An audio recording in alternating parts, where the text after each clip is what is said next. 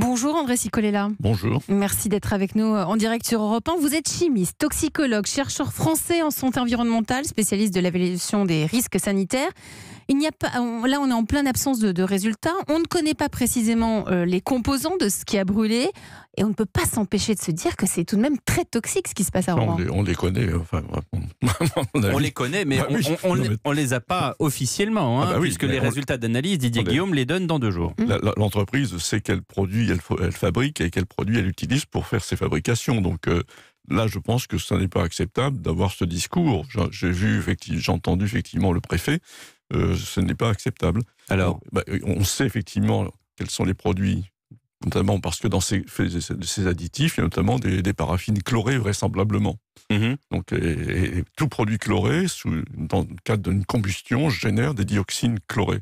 Et là, on est en présence dans le scénario de type Seveso, puisque les installations Seveso font référence à l'accident qui est survenu en 1976, un réacteur qui a sauté et qui a contaminé 8 km².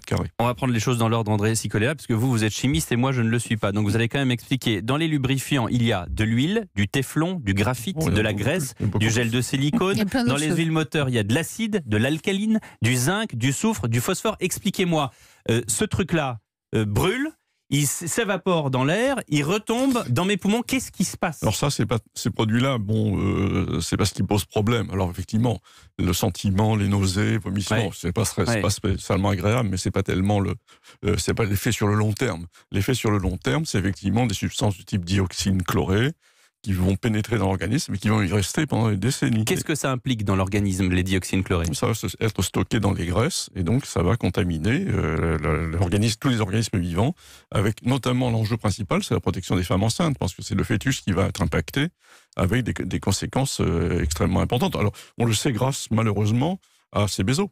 Puisqu'on a un suivi depuis maintenant 1976, il y a une cohorte Seveso, et publiquement, tous les ans, tous les 2 ans, on a l'état des connaissances sur cet impact. Donc, mais mettons des mots sur les choses, si vous le voulez bien. Est-ce que c'est cancérigène? Est-ce que c'est... Oui, alors, si effectivement cette présence est avérée, moi je ne sais pas, vraisemblablement, mais le fait qu'on ne réponde pas clairement d'ailleurs, on dirait non, ce serait clair. Mais on a dit ni oui ni non. Enfin, vous voyez, ça n'est pas acceptable.